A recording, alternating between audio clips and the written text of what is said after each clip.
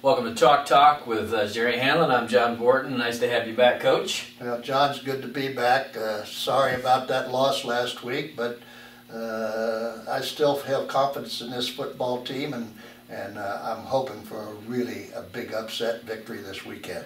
Well, we've got today kind of a little smorgasbord of different looks that we want to show people. You picked up on something that was happening against Michigan's defense at Iowa. We want to talk a little bit of Ohio State and also some things on Michigan's offense. So I'm just going to turn you loose and you can go to it. Well, John, let's hope I can get something across and people understand. Again, I'm here working on a chalkboard, and it's easy to do it here.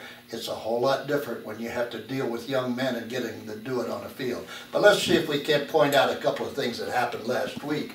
One of the things was that when they were running from the I formation and so forth, they really had a kind of a key or something on us. I noticed that whenever they ran their zone blocking, they seemed to run it away from the angle that we were angling.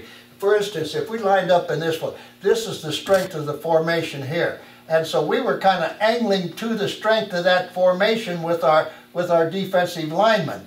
And so when that happened, that gave them, when they ran the play away from them, they anticipated the play coming here. Instead, they were running it to the weak side. So that when this occurred, this man was able to pick here. He was able to go through him and pick the backside linebacker. He was able to pick off this man here. And now they had a fullback leading through, and there was an awful big hole on the off-tackle play when this big fullback type of running back that they had back here was able to break through. So they did some things when we would angle one way, they would seem to be going the zone blocking the opposite direction, and that played right into their hands. It made it a little more difficult for our kids to get off blocks and try to get the plays. So that was one of the things that I noticed. And so you've got to be careful. Sometimes you've got to make sure that when you zone away, somehow or other you've got to get a little better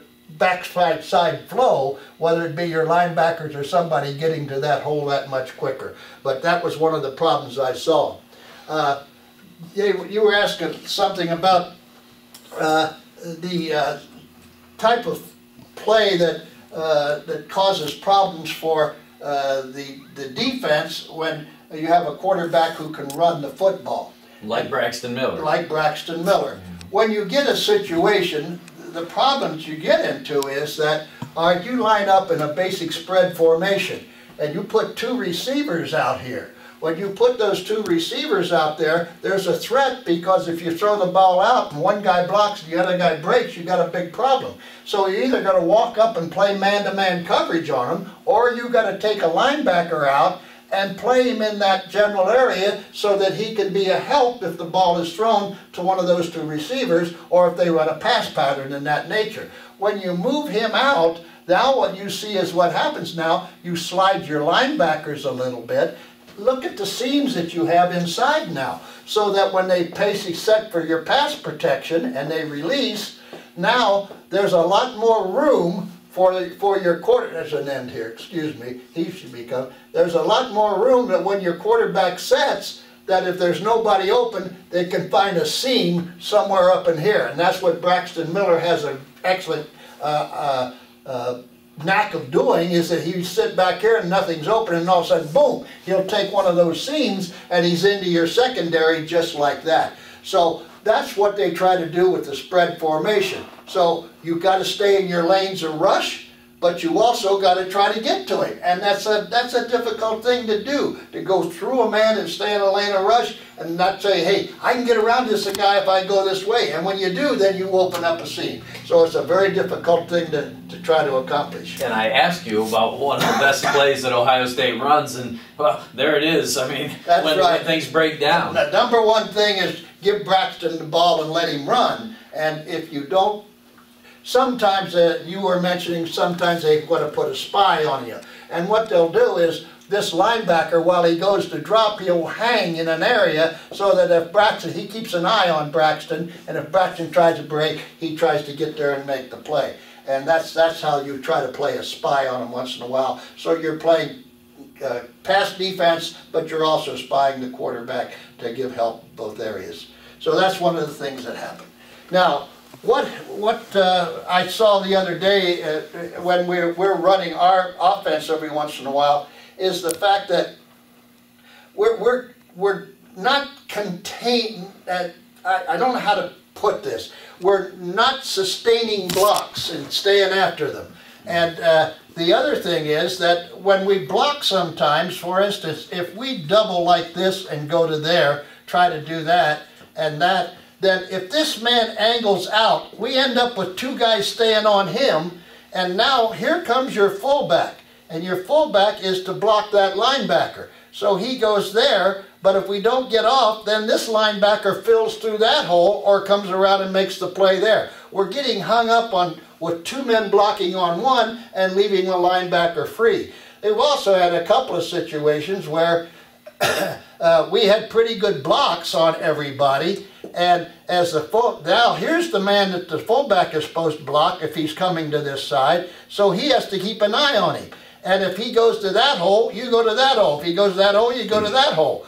But sometimes I saw when he would step up like that and not commit, then he would go out there and we'd try to make the cut back in there. And those are things that just happen as you're playing along in a football game. But if you got a man on a man, you say, you block that linebacker wherever he goes, then you find him and go knock him out of there. So those are a couple of things that have been happening, and it's just that we haven't put it all together yet, John. And it's time now. We've played enough combinations. I think we ought to know who to start and who to put in there, and let's sustain the blocks. One of the things that I like to see is if I'm blocking this linebacker and he's backed up, I stay on him, because if that ball breaks and all of a sudden I just kind of let up a little bit, he falls off and makes the play. Whereas if I'd have stayed on him, that ball would have broken for a big play. So sustain is a big important part of this game also.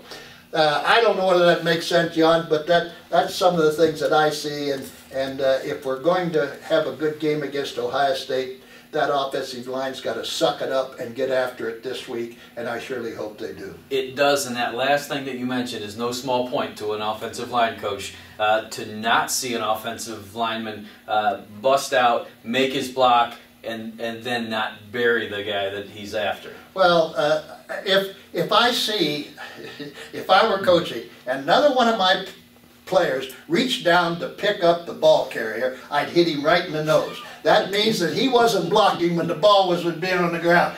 If he's blocking, he wouldn't have time to go pick him up.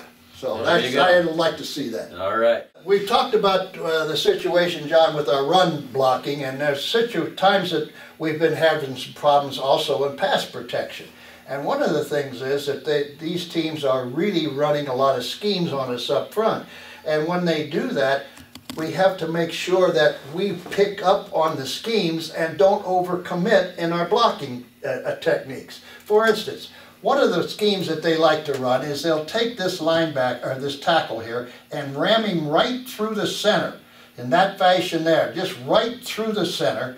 And then they'll take this guy and ram him through there. Then they'll bring this linebacker through the backside, this guy and this guy. And they're what they're trying to do is to create a scene. And what's happening is, as we set, the center shouldn't set back. He should set straight back off the line of scrimmage along with the guard, so that when he comes in, he can see that and he pushes him off onto the center. When he pushes him off onto the center, now I'm in ability to push him there, and as this guy comes around, now I have the ability to block him. And if I'm setting for the outside guy, then I can take him. Now my back has a chance to step right up and take, and we can block that blitz. The problem we're having is this man commits so hard going this way that by the time he tries to turn back, this man beats him. Here comes your back up there, and he's got two guys coming, and we don't get him blocked. So it's a matter of taking the proper sets and trying to stay as square as you possibly can on the line of scrimmage, so that when these blitzes come and the twists and the turns, you can pass them off, and you may have to give a little depth, but at least you're not letting anybody run free. So I'd like to see us stay a little square on the line of scrimmage and don't overcommit. but set to a point and then help out wherever it's needed. That's what I like to see us do on the pass protection side of the ball. Well, thanks for joining us again, and it's been a great year of Chalk Talks. We hope to do it again for the bowl game. Well, I sure hope the people have enjoyed it. I hope that I make some sense, John. I don't always know that I do, but it's been fun, and I hope the people have enjoyed it as much as I have working with you.